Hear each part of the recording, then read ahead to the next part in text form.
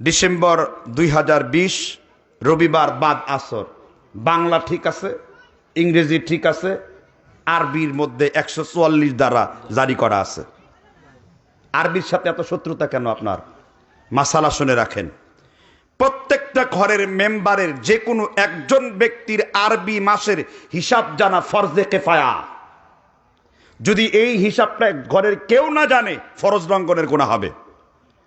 আল্লাহ সুবহানাহু ওয়া তাআলা সূরা তাওবা 9 নম্বর সূরা 34 থেকে 36 নম্বর আয়াত পর্যন্ত বলেছেন, ইন্না ইদ্দাতাশ শুহুর, পৃথিবীর শুরু থেকে আল্লাহর গণনার মাস হলো 12টি মাস। মিনহা আরবাআতুন হরম, এর মধ্যে 4টি মাস হলো আল্লাহর কাছে প্রিয়। কয়টি মাস?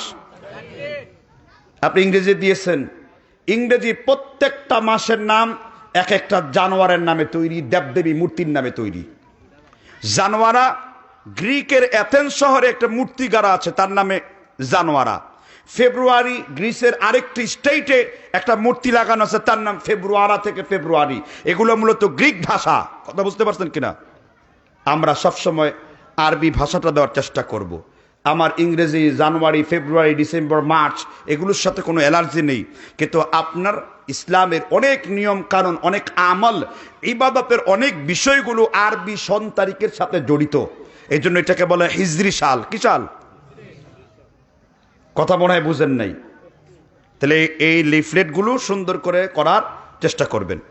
আজকের মাহফিলের সম্মানিত সভাপতি জনাব মহিউদ্দিন মিয়া,